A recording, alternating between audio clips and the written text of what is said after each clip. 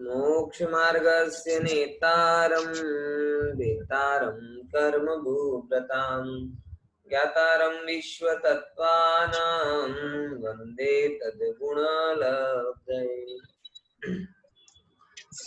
कल अपनी बात थोड़ी आगे चलते चलते अधूरी छूट गई थी। ये जूम वाले की सर्जिकल स्ट्राइक के कारण कि मति ज्ञान और शुद्ध ज्ञान की चर्चा हम कर रहे थे, और उसमें मति ज्ञान के विषय एक तो सबसे बहुत इम्पोर्टेंट बात जो कई बार हमें पता नहीं होती कि ये जो 5 ज्ञान हैं, इन 5 ज्ञान को रखने का यही क्रम क्यों है, ये मुद्दा हमने समझा था। और समझा था तो बहुत बढ़िया विषय था वो कि मति ज्ञान को सबसे पहले क्यों लिया। तो उसका उत्तर है मति और शुद्ध ज्ञान अपने आप होते हैं, बाय डिफॉल्ट होते हैं, बराबर सभी जीवों को होते हैं, और इनका विषय भी कम होता है, इसलिए मति शुद्ध ज्ञान को सबसे पहले लिया। अवधि, मनपरे और केवल ज्ञान, इनको इसके बाद में क्यों लिया, क्योंकि इनमें विशुद्धि अधिक होती है, ये एक इम्पोर्टेंट है। यानी अवधि ज्ञान वाले को कम विशुद्धि, मनपरे ज्ञान वाले को और ज्यादा विशुद्धि, और केवल ज्ञानी को पूर्ण विशुद्धि, ये इनके रखने का क्रम है। यानी कहने का मतलब ये है कि यहाँ जो नाम है वो अचानक ही दे दिए हों, ऐसा नहीं है। ये जो भी नाम है ये व्यक्ति को एक क्रम में दिए, और सूत्र ग्रंथों में ऐसा ही होता है। सूत्र ग्रंथों में कोई भी चीज अकारण नहीं है। तत्वार सूत्र ग्रंथ की अगर आप टीकाएं पढ़ेंगे तो आपको बहुत अच्छे से पता चलेगा कि हर एक चीज का कारण है, और यही हमने कल समझने की कोशिश की। दूसरे नंबर का मुद्दा मति और शुद्ध ज्ञान के संदर्भ में समझा था कि शुद्ध ज्ञान का मतलब, मति ज्ञान का मतलब क्या होता है, बोले इंद्रिय और मन के निमित्त से जो सामान्य ज्ञान होता है वो कहलाया मति ज्ञान, और उसी से जो विशेष ज्ञान होता है वो कहलाया शुद्ध ज्ञान। शुद्ध ज्ञान के 3 अर्थ किए थे जो प्रसिद्ध हैं। एक तो श्रुत मतलब सुनकर होने वाला मति ज्ञान, पॉइंट समझ में, ये श्रुत ज्ञान कहला सकता है, लेकिन इसे श्रुत ज्ञान क्यों बोला, क्योंकि सुनकर हो रहा है मति ज्ञान, लेकिन कैसे हो रहा है, कर्ण इंद्रिय के माध्यम से जो सुनकर होने वाला ज्ञान है वह श्रुत नाम का मति ज्ञान है। फिर दूसरे नंबर का शुद्ध ज्ञान जिसे हमने समझने की कोशिश की थी वह है कौन सा, शास्त्रों का ज्ञान। तो जो शुद्ध केवली हैं, शुद्ध केवली वो सुनकर नहीं, सुनकर आगम को समझते हैं, इसीलिए श्रुत केवली है, बराबर। और तीसरे नंबर का जो ज्ञान है शुद्ध ज्ञान, वो जो अपने लिए इस प्रकरण में चर्चा में है, वो कौन सा कहलाता है, वो ये वाला कि जो मति ज्ञान पूर्वक शुद्ध ज्ञान होता है। पॉइंट समझ में आया? देखो ये चीज, इसीलिए शुद्ध ज्ञान के भेद होते हैं। दूसरी एक और बात कही थी, मूर्त और अमूर्त का अंतर मैंने आपको बताया था कि दुनिया केवल दिखती है उसे मूर्त कहते हैं। जैन धर्म कहता है केवल दिखने वाले पदार्थ मूर्त नहीं होते, जो भी इंद्रियों के द्वारा पकड़े जाते हैं, डिटेक्ट किए जाते हैं, वो सारे पदार्थ मूर्त होते हैं। जो भी, अगर आप हवा पकड़ रहे हो तो हवा भी मूर्त है। आप गुलाब के फूल की सुगंध और गेंदे की सुगंध में अंतर कर रहे हो, विष्टा और दुर्गंध में अंतर कर रहे हो, मूर्त है। वाईफाई का सिग्नल, एक्स रेज, टेलीफोन के टावर, जो भी आप पढ़ रहे हो, सोनोग्राफी, वो सब मूर्त है, क्योंकि वो किसी ना किसी प्रकार से इंद्रियों का विषय बनता है। इसीलिए सब शुद्ध ज्ञान के वेदों के अंतर्गत आता है। इतनी चीजें कल हमने चर्चा में ली थी। अभी जरा उसको थोड़ा आगे बढ़ाना है, और हमने मति ज्ञान के और एक बहुत इंपॉर्टेंट मुद्दा ये था जो बहुत विचारणीय आप सब लोगों के लिए है कि मति ज्ञान तो रॉ मटेरियल हमें देता है, प्रोसेसिंग यूनिट तो श्रुत ज्ञान है। ये मेरी बात को ध्यान से समझिएगा। क्या कहा, फिर से इस बात को बोलता हूं, मैं हमेशा कहता हूं कि मति ज्ञान तो रॉ मटेरियल दे रहा है, शुद्ध ज्ञान प्रोसेस कर रहा है। आपने जगत की कोई भी चीज को देखा, मति ज्ञान के द्वारा क्या हुई, उसकी रॉ मटेरियल आपके अंदर में आया। आप सोचो जरा, आप विचार करो, वही पानी हम पीते हैं, वही खाना हम खाते हैं, और हम उस खाने पिए की प्रोसेस करके क्या निकाल देते हैं, मल मूत्र निकाल देते हैं। हमारी प्रोसेसिंग यूनिट शरीर की कितनी खराब है। गुरुदेव कहते थे ना कि शरीर का सांचा कैसा है कि इसको मेवे मिष्ठान भी खिलाओ तो लास्ट में तो विष्ठा बना के निकाल देता है। अब आप सोचो, हम क्या क्या खा रहे हैं और क्या प्रोसेस करके निकाल रहे हैं। और आप दूसरी तरफ देखो, पेड़ पौधे उनको देते क्या है हम, पानी। और अगर खाना भी दे तो कौन सा खाना देते हैं, खाद देते हैं। और उस खाद और पानी को प्रोसेस करके स्वादिष्ट स्वादिष्ट फल बना देते हैं। आम बन रहा है उससे, पपीता बन रहा, केला बन रहा। ये अब सोचो प्रोसेस कितनी इंपॉर्टेंट है कि वही खाना हम खा के विष्ठा बना के नकामा निरर्थक बना के निकाल देते हैं, और उसी खाने को वो पेड़ पौधे कितने सुंदर सुंदर फूल के रूप में प्रोसेस करते हैं। आखिर वो सब जो बन रहा है वो क्या था, जो हमने दिया वही तो बना ना है? समझ में आया कि नहीं है? इसीलिए इंपॉर्टेंट क्या है, प्रोसेस करना इंपॉर्टेंट है। मति ज्ञान भी इनपुट यूनिट है। मति ज्ञान भी कौन सी यूनिट है, इनपुट यूनिट है। प्रोसेसिंग यूनिट श्रुत ज्ञान है। आपके लिए ऐसा भी हो सकता है, बहुत गहराई से समझना, ये ज्ञान की स्वतंत्रता को समझने जैसा है, कि आपके लिए समय सार इनपुट दिया जाए। क्या दिया जाए आपके लिए, समय सार की बातें बताई जाए, और समय सार की बातें बता करके भी आप उससे विषय पोषण की विष्ठा कर लें। और ऐसा भी होता है, शास्त्रों में कथानक आते हैं कि लोग किसी चोर की बात को सुने, चोर कैसी कैसी बातें सुनकर भी सम्यक्त ले लेता है। क्या इंपॉर्टेंट था, मति ज्ञान से तो आया, लेकिन शुद्ध ज्ञान ने उसे प्रोसेस कर दिया। मैं आपसे यही कहूंगा, तत्वार सूत्र में एक सूत्र आएगा, बहुत अच्छा सूत्र है, आप लोग भी उसका विचार कीजिएगा, कि जगत काय स्वभाव हुआ संवेग वैराग्यार्थम। क्या सूत्र है, जगत काय स्वभाव हुआ संवेग वैराग्यार्थम, कि संसार के और शरीर के स्वभाव का विचार करके, क्या कहा, फिर से, संसार के और शरीर के स्वभाव का विचार करके संवेग भाव प्रकट करो, वैराग्य भाव प्रकट करो। ये बड़ी गजब बात है साहब। आपके लिए वैराग्य के लिए निमित्त ढूंढने नहीं जाना। पहले के समय में तो कैसा पुण्य का उदय था, आप विचार करके देखो कि वैराग्य के प्रसंग नहीं आते थे। और अभी जब से ये अपने काल चल रहा है, निरंतर वैराग्य के प्रसंग चल रहे हैं, निरंतर वैराग्य। आज वो एक, मैं हालांकि डराने के लिए नहीं बात कह रहा, लेकिन मैं ये कह रहा हूँ कि आप संसार के स्वरूप को समझें। कोरोना की खबरें आप पढ़ते हैं, अमेरिका में 95,000 केस एक दिन में आ गए। सोचो जरा, ओ इतना सक्षम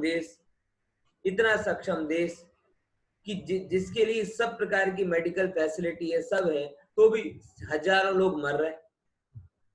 विचार करके देखो, डरना नहीं है इससे वैराग्य लेना है, असरण भावना पुष्ट करनी है।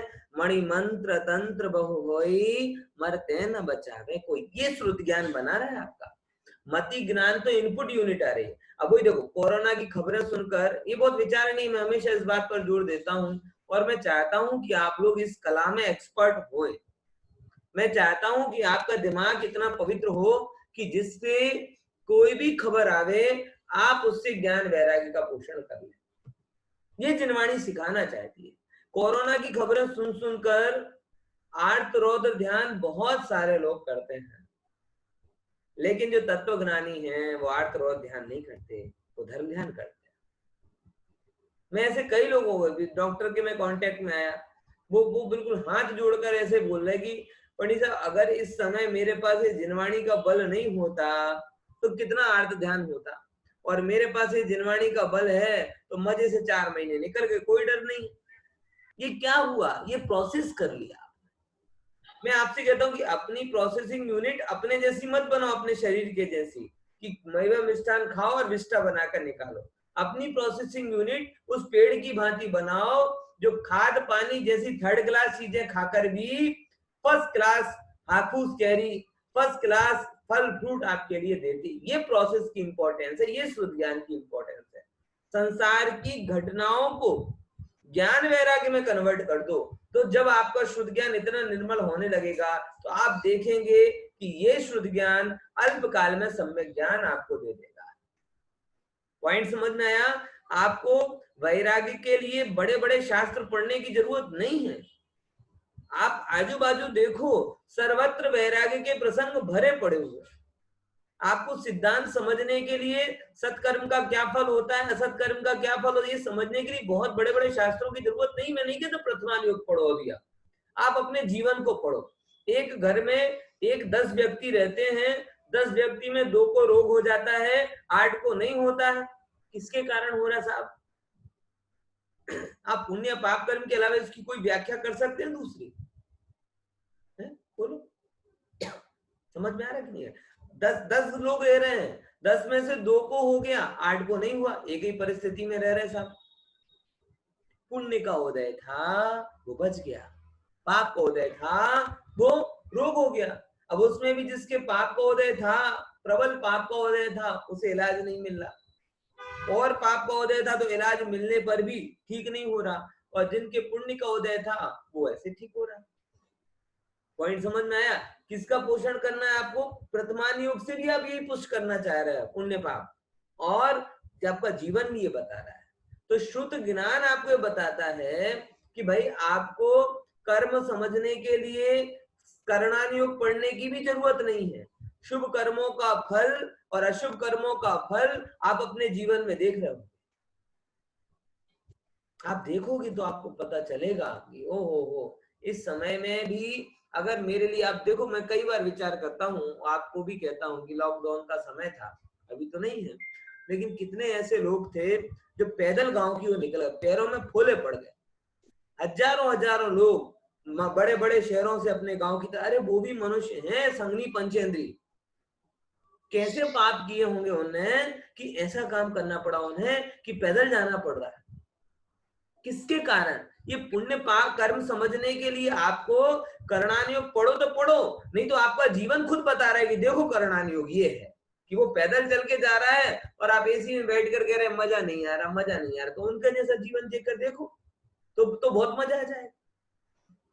विचार करके देखो, ये चरणान योग भी आपको पता चलेगा। प्रथमा हर चीज आपको पता चल जाएगी। अकेले आप शास्त्रों पर डिपेंड मत रहो।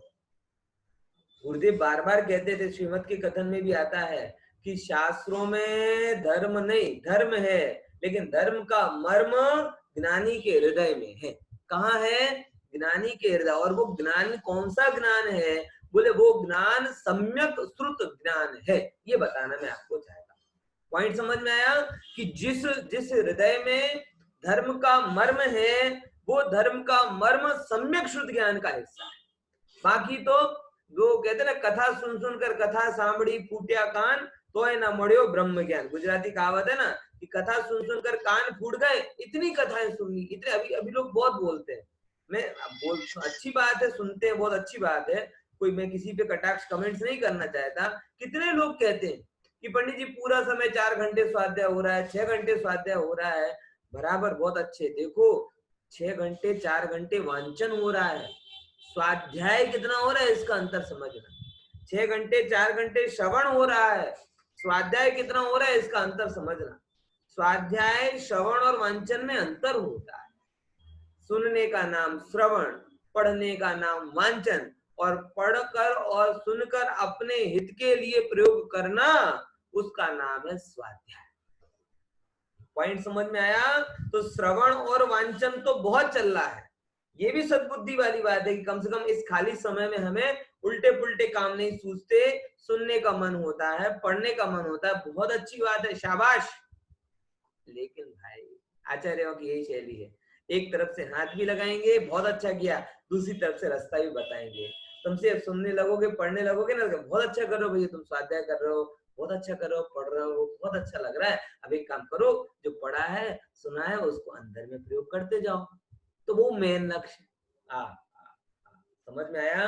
तो मैं आप लोगों से कहना चाहता हूँ कि बहुत गहराई से, अभी तो बहुत आपको अवसर मिल रहा है सुनने का, पढ़ने का, लेकिन सावधान, इन सुनने पढ़ने के चक्कर में मूल प्रयोजन को मत भूल जाना। और मूल प्रयोजन क्या है? सम्यक श्रुत ज्ञान के द्वारा अपनी आत्मा का अनुभवन करना। क्या कहा?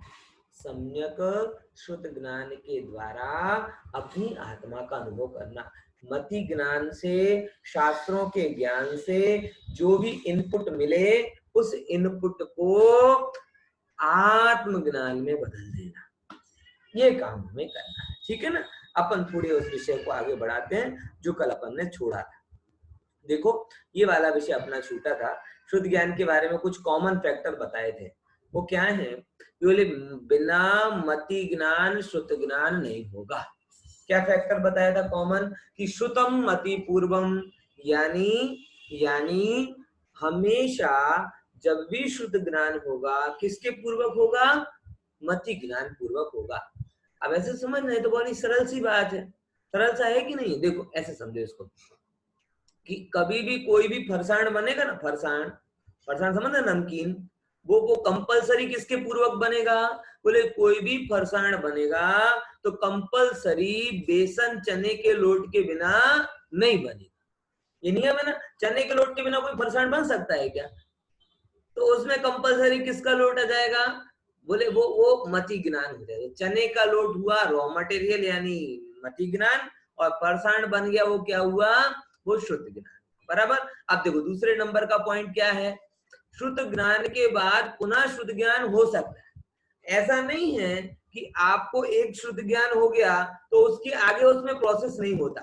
देखो इसको भी दृष्टांत पे अपन बढ़ाते हैं, कि जैसे आपने सेव बना लिए, चने के आटे से क्या बना लिए? बेसन से आपने क्या बना लिए? सेव बना लिए। तो अब सेव बना लिए तो ऐसा नहीं कि सेव सेव के ही रूप में बनेंगे।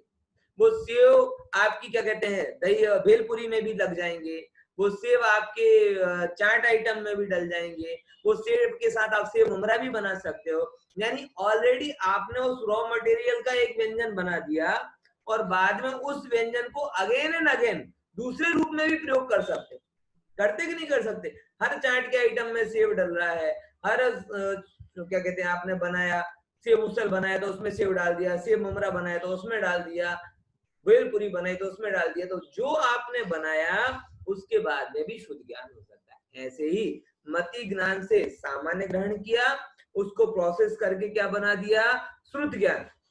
अब श्रुत ज्ञान के बाद में पुनः उसे प्रोसेस में डाल दिया, तो श्रुत से और श्रुत होता जाता है, और श्रुत होता जाता है, और श्रुत होता जाता है।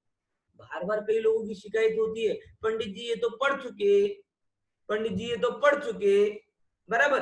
देखो मैं ये पढ़ चुका हूं, मैं ये जानता हूं, ये आपका सबसे बड़ा भ्रम है।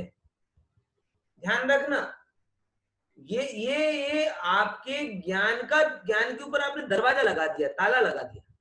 देखो एक ही चीज को बारंबार पढ़ने से ही वो चीज याद होती। श्रुत ज्ञान प्रोसेस होकर और पवित्र शुद्ध ज्ञान बनता है, वो शुद्ध ज्ञान प्रोसेस होकर और पवित्र बनता है। और आप देखोगे, मैं तो खुद बताऊंगी, जितनी बार हम कोई चीज को पढ़ते हैं, जितनी बार कोई चीज को सुनते हैं, उतना उसके बारे में स्पष्टता होती है। और आपने पहली बार के बाद में कि ये कर लिया, ये तो मैंने पढ़ डाला, माची नाख्यू, तो आपने नाख दिया, उसको अंदर में कोई उपयोग नहीं किया। इसीलिए मैं बहुत पढ़ाकू लोगों को जानता हूं जो किताब को पढ़ने के बाद से रख देते हैं और कहते हैं दूसरी बार किताब को उठाते नहीं है। क्यों? क्योंकि उनका ज्ञान उनके ज्ञान पर ताला लगा देता है। क्या शब्द बोल रहा हूं? कि उनका ज्ञान ही उनके ज्ञान पर ताला लगा देता है। मेरी लाइन को ध्यान से समझना, उनका ज्ञान ही उनके ज्ञान पर ताला लगा देता है। 3 बार बोल रहा हूं, मतलब कितना खतरनाक शब्द है।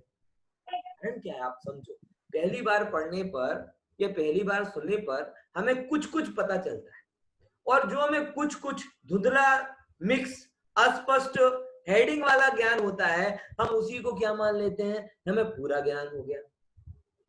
पॉइंट समझ में आया? पहली बार पढ़ने सुनने पर हमें अस्पष्ट ही ज्ञान होता है, क्योंकि स्पष्ट होता तो आप उस पर बोल सकते, आप उस पर लिख सकते, आप उसके प्रश्नों का उत्तर दे सकते। अभी हम पूछते हैं तो उत्तर हाथ तो दो लोगों के नहीं उठते। क्यों? कारण है, उसका बहुत स्पष्ट कारण है कि फर्स्ट टाइम आपको जो पता चलता है वो मात्र हेडिंग होती है।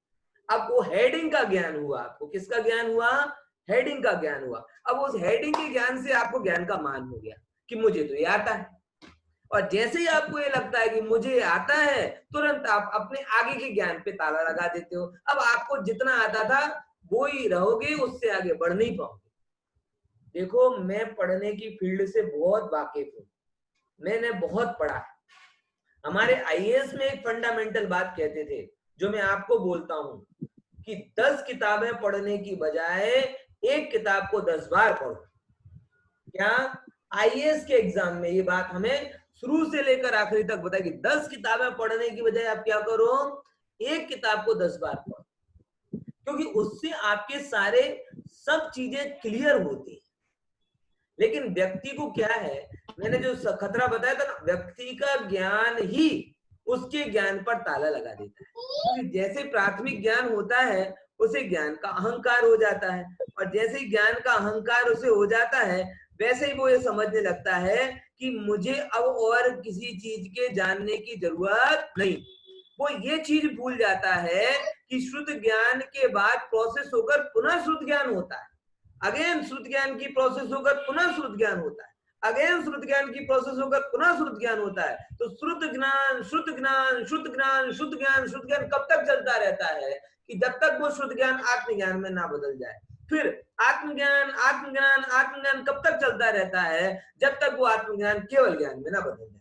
बोले केवल ज्ञान कब तक चलता रहता है, बोले वो सारी अनंत काल तक चलता ही रहेगा। ये प्रोसेस है, बराबर। इसीलिए अभी भी देखना, इस साल मैं आपको एक वार्निंग दे देता हूं, मैंने विनोद भाई से भी चर्चा इस बारे में की थी, आप लोगों को भी वार्निंग दे देता हूं कि इस बार के पॉल्यूशन ऑनलाइन होने वाले हैं। ऑनलाइन होने वाले हैं मतलब लोग क्या करेंगे, मक्खी की भांति यहाँ मंडराएंगे, यहाँ मंडराएंगे, यहाँ मंडराएंगे, यहाँ मंडराएंगे। इसका सुनेंगे 10 मिनट, उसका सुनेंगे 10 मिनट, एक प्रवचन यहाँ का अटेंड करेंगे, दूसरा प्रवचन वहां का अटेंड करेंगे, एक ये सुनेंगे, दूसरा वो सुनेंगे। वो 10 दिन सिर्फ टाइम बिगाड़ेंगे। स्पष्ट शब्दों में ये बात कह रहा हूं, और मुझे ये भी पता है कि मेरा इतना स्पष्ट कहने के बाद में भी लोग आदत से बाज नहीं आएंगे। समझ में आया? सुलेमान सुधरेगा नहीं। समझ में आया? इसीलिए आपको अभी से वार्न कर रहा हूं मैं कि ये ज्ञान के लोग में एक जगह बैठकर आद्योपांत कोई विषय पढ़ो। क्या बोला?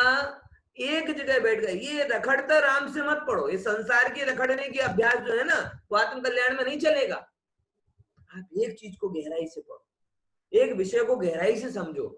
आप एक विषय में इतने परिपक्व हो जाओगे कि वो विषय आपको सब विषयों को समझने की दृष्टि दे देगा, सब समझने की। अरे जब शिवभूति जी तुष्मास भिन्नम इतना पढ़ने मात्र से केवल ज्ञान को पा जाते हैं, तो फिर हम कोई शास्त्र के सिद्धांत को गहरा मतने से क्यों केवल ज्ञान को नहीं पाएंगे? बराबर। इसीलिए इस बात को गहराई से समझना, भटकू राम मत बनना, भटकते राम मत बनना, रखड़ते राम मत बनना, डटे रहने वाले राम बनना। किसी भी चीज को, किसी भी विषय को गहराई से पकड़ो और उसके अंत तक जाओ, मूल तक जाओ। थोड़ा थोड़ा जो आपको ज्ञान होता है, उस ज्ञान को पूरा ज्ञान मत मानो। मैं पूरा ज्ञान कब होगा, कि जब आप पहले तो उसके शब्द अर्थ को भली भांति समझ जाएंगे, उस संबंधी 50 प्रकार के प्रश्न भी कोई पूछे तो आप उत्तर दे दोगे। बराबर। ये ज्ञान कहलाएगी पक्का ज्ञान हुआ। ना पंडित जी समझ तो गए, लेकिन कह नहीं पा रहे। क्यों नहीं कह पा रहे भैया? रोटी बनाना आती है तो सिखा देते हो ना, दाल बनाना आती है तो सिखा देते हो ना, जो चीज आपको आती है वो कह देते हो। तो जिनवाणी अगर आती है तो कह क्यों नहीं पाते, लिख क्यों नहीं पाते, बोल क्यों नहीं पाते?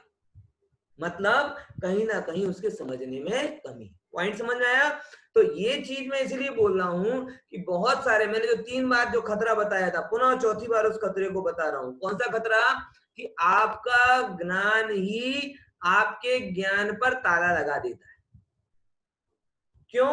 क्योंकि आप मति से श्रुत पर आए, फिर आपको लगता है अब तो मेरा ज्ञान पूरा हो गया, तो श्रुत से श्रुत होता है और श्रुत से श्रुत होता है, वो चीज आप भूल जाते हो। और इसीलिए वो रेगुलर जो तत्व विचार की प्रोसेस है कंप्लीट नहीं होती, तो उस श्रुत ज्ञान का फल जो आत्मज्ञान मिलना है वो आत्मज्ञान नहीं मिलता, और उस आत्मज्ञान का फल जो केवल ज्ञान है वो केवल ज्ञान नहीं मिलता, और केवल ज्ञान का फल जो अनंत सुख है वो अनंत सुख नहीं मिल पाता। तो भटकते राम चार गति में दुखी होते रहते हैं। पॉइंट समझ में आया? तो दूसरा पॉइंट क्लियर हुआ कि मति ज्ञान के बिना शुद्ध ज्ञान नहीं होता, पॉइंट एग्री। दूसरे नंबर, शुद्ध ज्ञान के बाद पुनः पुनः क्या हो सकता है? शुद्ध ज्ञान हो सकता है। सेकंड नंबर, थर्ड नंबर की पॉइंट कौन सा आया? कि हर मति ज्ञान के बाद शुद्ध ज्ञान हो ही, ऐसा कोई नियम नहीं है। इसका क्या मतलब हुआ साहब? इसका मतलब ये है कि मुझे पता है अभी भी कई लोग वीडियो बंद करके सुन रहे हैं, और वीडियो बंद करने का क्या मतलब है? बोले वीडियो बंद करने का ये मतलब है कि पंडित जी आपको लगता है कि 25 लोग सुन रहे हैं, लेकिन हमारी तो टीवी भी चल रही है? हमारे तो दूसरे काम भी चल रहे हैं, हमारे तो 50 काम चल रहे हैं, तो हमने चालू कर दिया, तो ऐसे भ्रम में मत रहना कि पंडित जी आपके चक्कर में जाएंगे। ये उन लोगों का मति ज्ञान नहीं रह रहा है, श्रुत भी नहीं हो रहा। मतलब कान में ऐसा कुछ चल रहा है। अब देखो, अब समझना, कान में ऐसा कुछ चल रहा है कि कुछ हो रहा है। समझ में आया क्या कह रहा हूं? कान में ऐसा कुछ चल रहा है कि कुछ हो रहा है, लेकिन वो कान से सुना हुआ मति ज्ञान ओनली मति ज्ञान ही रह रहा है, वो श्रुत ज्ञान भी नहीं हो रहा। समझ में आया? वो श्रुत ज्ञान भी नहीं हो रहा। तो ये तीसरे नंबर की बात है। बोले पंडित जी ये तो आपने नेचर बताया, पर ये नेचर तो है कि हर मति ज्ञान श्रुत ज्ञान में नहीं बदलता। मतलब जो आपने सुना, जो आपने देखा, वो हर चीज आपके विषय का विश्लेषण का विषय बन जाए, विशिष्टता का विषय बने, ये जरूरी नहीं। इसीलिए तीसरे नंबर का पॉइंट लिखा। कि पहले नंबर का पॉइंट क्या था? देखो, अगर जिन्हें ध्यान से सुना ना, तीनों याद होंगे, उन्हें कंप्यूटर की जरूरत नहीं होगी, उन्हें लैपटॉप की जरूरत नहीं होगी। 3 पॉइंट कौन कौन से बोले? पहले नंबर के, कंपलसरी श्रुत ज्ञान किसके पूर्वक होता है? मति ज्ञान पूर्वक। दूसरे नंबर का पॉइंट, श्रुत ज्ञान के बाद पुनः पुनः क्या हो सकता है? श्रुत ज्ञान हो सकता है। तीसरे नंबर की बात, हर मति ज्ञान श्रुत ज्ञान नहीं होता। ये तीनों बातें आप इसके संदर्भ में समझ लेना। बराबर ख्याल में आया? चलो एक बार और स्लाइड बता देता हूं, आपकी जान में जाना है इसके लिए, और फिर उसके बाद आगे की चीज चलते हैं। देखो, अब इसके आगे की बात आती है, अवधि ज्ञान की बात आई। अब ये हुआ ना मति श्रुत ज्ञान, अब अवधि ज्ञान। अवधि ज्ञान मतलब जो अपन समझते हैं ना, बच्चों को परिलोक की कहानी है जैसा ज्ञान, जादुई ज्ञान, बराबर, वो जादुई ज्ञान बताते हैं। ये जादू का डब्बा है, जादू की छड़ी है कि नकामा ज्ञान है, उससे समझना। अवधि ज्ञान, देखो अवधि मतलब होती है लिमिटेशन। होता है ना, अपन जब मकान लेते हैं तो बोलते हैं क्या कि साहब इस मकान की लीज पर कितने साल के लिए है? 11 महीने की लीज पर है कि 99 ईयर्स 99 ईयर्स की लीज पर है? ये अवधि लिखी होती है। दवा लेते हैं ना, दवा, तो दवा में भी अवधि लिखी होती है, एक्सपायरी डेट। तो जिस ज्ञान की लिमिट हो, जो ज्ञान अनलिमिट ना हो, वो ज्ञान अवधि ज्ञान कहलाता है। अब दुनिया को लगता है कि अवधि ज्ञान तो स्पेशल ज्ञान है, लेकिन उसके ज्ञान में लिमिटेशन बताई है। उसके ज्ञान में लिमिटेशन बताई है कि ये लिमिटेड ज्ञान है, सीमित ज्ञान है, और तेरा स्वभाव असीमित है। इसीलिए जो आत्मज्ञानी होता है, तत्वज्ञानी होता है, उसे अवधि ज्ञान की महिमा नहीं आती। और जब जितना अज्ञानी होता है, उसे अवधि ज्ञान की उतनी महिमा आती है, क्योंकि अवधि ज्ञान के माध्यम से क्या सोचता है वो? देखो, अवधि ज्ञान में क्या बताया जाता है कि द्रव्य क्षेत्र काल भाव को मर्यादा लिए रूपी पदार्थों को, किस किस की मर्यादा के लिए, मतलब अपन सरल भाषा में कहें ना, तो अवधि ज्ञान के द्वारा भूत का, भविष्य का, दूर का, सूक्ष्म, ये सब चीजों को जानने में आता है। व्यक्ति को बड़ा अच्छा लगता है। कैसा? विद्यार्थी को ये लगता है कि कल एग्जाम में क्या आने वाला है, आज पता चल जाए तो मजा आ जाए, है? ऐसा होता है ना? हाँ। और देखो, और शेयर बाजार के सटोरियों को क्या लगता है कि कल कौन सी स्कीम आगे आने वाली है, वो आज पता चल जाए तो हम उसमें इन्वेस्ट कर दें। बराबर। जो जो कौतूहल वृत्ति वाले होते हैं, कौतूहल वृत्ति वाले, जिनको ज्ञान का धैर्य नहीं है, उन लोगों को ये लगता है कल क्या हो रहा है ये पता चल जाए। पॉइंट समझ में आ रहा? तो ये जो कौतूहल वाले लोग हैं, मेरी वैदेही बहुत कौतूहल वाली है, वो हर चीज में, वो टीवी भी देखती जाएगी ना तो उसे संतोष नहीं होता। पापा अब क्या होगा, पापा अब क्या होगा, पापा अब क्या होगा। अरे भाई क्या होगा देख लेना भाई तू 5 मिनट में। लेकिन महाभारत भी देखेगी तो बार बार क्या विचार आएगा कि बाबा अब इसके बाद क्या होगा, अब इसके बाद क्या होगा। जैसे उसके पिता नहीं वेद व्यास, सब बताते जाएंगे। पॉइंट समझ में है कि नहीं है? तो ये जो कौतूहल वृत्ति जब तक रहती है तब तक अवधि ज्ञान आपको इंपॉर्टेंट लगता है। लेकिन जब सहज, सरल और शांत वृत्ति हो जाती है तब आपको शुद्ध ज्ञान आनंददायक लगने लगता है। अवधि ज्ञान में ऐसा है क्या जो जानने से आपको लाभ होगा? 3 लोग का सब कचरा जान लो, सुमेरु पर्वत जान लो, नंदनवन जान लो। बोले सुमेरु पर्वत नंदनवन से क्या लेना देना, स्विट्जरलैंड में तो, हाँ तो वो जान लो। दुनिया भर के सब चित्र चरित्र जान लो। लेकिन इन सबको जानने से क्या लाभ होगा? कोई एकाध व्यक्ति तो बताओ जो दुनिया भर की चीजें जानकर सुखी हो गया, बताओ तो। मैं तो सबसे सीधी सी बात बताता हूं, बहुत सरल सी बात है कि एक 50 प्रकार के डिग्री वाले आदमी को सामने रखो और एक 5 महीने के बच्चे को सामने रखो। 5 महीने 15 महीने के बच्चे का जो हास्य होता है ना, निखालिस आनंद, वो 50 डिग्रियां जिसके पास में ना उसके पास नहीं मिलेगा। वो जिस चीज में जितना खुश होता है ना, वो बड़े बड़े लोग खुश नहीं हो पाते। तो आपने लौकिक ज्ञान बढ़ाया तो उस ज्ञान का कन्वर्जन सुख में हुआ कि नहीं हुआ, ये भी तो विचार कर लो जरा भाई साहब। हम तो मूर्ख की भांति धन बढ़ा रहे, बेवकूफों की भांति ज्ञान बढ़ा रहे, ना कभी धन की टैली कर रहे कि धन मुझे सुखी कर पा रहा है कि नहीं कर पा रहा, और ना कभी ज्ञान की टैली करते हैं कि ज्ञान मुझे सुखी कर पा रहा है कि नहीं कर पा रहा। ये मेरे मुद्दे को समझना जो मैं बात आपको कह रहा हूं।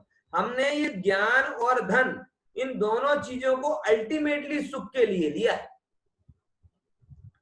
फिर से शांति से जगत में धन बढ़ाया, धन के माध्यम से साधन संयोग बढ़ाए, और साधन संयोग से भी खुश नहीं हुए तो ज्ञान बढ़ाया, नई नई बुकें बढ़ाई, इंटरनेट पे सर्च कर करके आंखें फोड़ ली, यूट्यूब पे सुन सुनकर देख देख कर कान के पर्दे फट गए, सब कुछ किया, लेकिन अंतर मन से विचार कर सुखी हुआ कि नहीं हुआ। और फिर उस सुख को टैली कर एक छोटे से बच्चे के साथ, चलो मुनिराज तो नहीं देखते, ज्ञानी नहीं देखते, एक छोटा सा बच्चा तो दिखता है ना, उस बच्चे के सुख के साथ आप अपने सुख को टैली कर लो तो मान जाओ, आपको रियल में फील होगा कि जो बच्चा जितना आनंदित रहता है हम उतने आनंदित नहीं रहते, तो हमारा ज्ञान किस काम का? नकामा ज्ञान। कौन सा ज्ञान? नकामा ज्ञान, नकामा धन, नकामे साधन, सब नकामा। ओहो, तो कैसे सुख होगा भैया? वो कला सीख लो जिस कला में धन भी आपके पास ना हो, साधन भी आपके पास में ना हो, और दुनिया भर का जो कचरा वाला ज्ञान है ना, वो ज्ञान भी आपके पास में ना हो तो भी आप आनंद में जी सको। वो जीवन की सार्थकता है, वो शुद्ध ज्ञान है। शास्त्रों के माध्यम से आत्मा परमात्मा का स्वरूप समझो, सात तत्व का स्वरूप समझो, वेद ज्ञानी बनो, आत्मज्ञानी बनो, केवल ज्ञान की प्राप्ति कर लो, वो सुख है। दुनिया भर का कचरा वो सुख नहीं है। अवधि ज्ञान से कचरा इकट्ठा होता है, लेकिन सारे कचरे प्रिय लोगों को वो अवधि ज्ञान बड़ा अट्रैक्टिव लगता है, और खुद का शुद्ध ज्ञान रूखा सूखा लगता है। बचपन में से भी हम ये कल्पना करते हैं कि काश अवधि ज्ञान होता तो क्या कर लेते, जितना जानते उतना और दुखी होते। इसीलिए इसकी परिभाषा को समझ लो, सिखा भले ही रहे हैं लेकिन महिमाशाली नहीं है। महिमाशाली तो अपनी आत्मा का ज्ञान है, देख लेना। मैं इसको वार्न इसलिए कर रहा हूं क्योंकि जैसे ही हम ये सुनते हैं ना, वो बैक माइंड में हमारे विचार आने लगता है, ये हमें हो जाए तो कितना अच्छा रहे, हो जाए तो कितना अच्छा है। अरे तुम्हें क्या, तुमको इसकी महिमा आ रही है, नारकी इससे दुखी है। अवधि ज्ञान है हर एक नारकी को, लेकिन क्या उपयोग कर रहे हैं, विभंग अवधि। आपने पढ़ा होगा ना, वो अवधि ज्ञान दूरा जो कहते हैं विभंग अवधि होता है, तो नारकी कैसे उपयोग करते हैं कि माँ और बेटा नरक में मिले तो उसे माँ की महिमा नहीं आएगी, उसे जो माँ ने गलत गलत किया हो ना वो ही याद आएगा। ये मुझे पढ़ाती थी, पढ़ाने में डांटती थी, काजल लगाने के बहाने मेरी आंखें फोड़ देती थी। मैं तो कई बार आप लोगों से कहता हूँ कि ना करे नारायण, गुजराती कहावत है ना कि नरक में अपना कभी मिलना ना हो, लेकिन अगर मिले तो आप मेरी बहुत पिटाई लगाएंगे। कारण बहुत स्पष्ट है, आप सबको ये लगेगा ये हो पंडित जी जो मुझे खाने से रोकते थे, जो मुझे बाहर घूमने से रोकते थे, टीवी देखने से रोकते थे, जबरदस्ती पढ़ाने बिठा देते, ऐसे उल्टा ज्ञान पड़ता है। और मेरा भी उल्टा चलेगा, मैं भी कम थोड़ी हूं, मैं भी ये कहूंगा यही है वो सब जिन्हें बार बार कहता था तो भी मानते नहीं थे। ये सब उल्टा पुल्टा ज्ञान अवधि ज्ञान में होगा। इसीलिए ऐसा कुअवधि हमें ना ही हो तो अच्छा है, ऐसी कुगति में हमें जाना ना ही पड़े तो अच्छा है। पॉइंट समझ में आया कि नहीं है, इसीलिए देखना है इसको। तो अवधि ज्ञान क्या कहलाता है, द्रव्य क्षेत्र काल भाव की मर्यादा लिए। किस किस की मर्यादा है, द्रव्य, द्रव्य की मर्यादा मतलब समझ गए ना, अमुक पदार्थों को ही जानता है, मतलब पुद्गल को ही जानेगा, आत्मा को नहीं जानेगा। लोग प्रथम ग्रासे माक्षिका, पहले ही नंबर ये हमारे लिए आउट ऑफ सिलेबस हो गया, क्योंकि हमें तो आत्मा को जानने वाला ज्ञान चाहिए, और ये कहता है हम तो पुद्गल को बताएंगे। बराबर, जैसे बात सिंपल है कि हमें लो बीपी की गोली चाहिए, वो कहता नहीं हम तो हाई बीपी की देंगे, बोले आउट ऑफ सिलेबस। पॉइंट समझ है, क्षेत्र कि कितने क्षेत्र को जानता है, 10 किलोमीटर जाने का, 100 किलोमीटर जाने का, 500 किलोमीटर जाने का, क्षेत्र की लिमिटेशन। काल की लिमिटेशन कि 2 वर्ष पहले का जाने का, 10 वर्ष पहले का जाने का, कि 1 वर्ष पहले का जाने का। भाव की लिमिटेशन कि कितनी स्पष्टता को जानेगा, कितनी स्पष्टता को नहीं जानेगा। इनकी लिमिटेशन के साथ इंद्रिय और मन की सहायता के बिना, यानी ये विचार लेना, अवधि मना परे ज्ञान होता है तो उनको इंद्रिय मन की सहायता नहीं होती। कैसे होता है कि हाथ में चिन्ह होते हैं, अवधि ज्ञानी जीव उन चिन्हों पर फोकस करते हैं और फोकस करने पर उन्हें ज्ञान हो जाता है, वहां इंद्रिय की जरूरत नहीं पड़ती और स्पष्टता के साथ जानता है।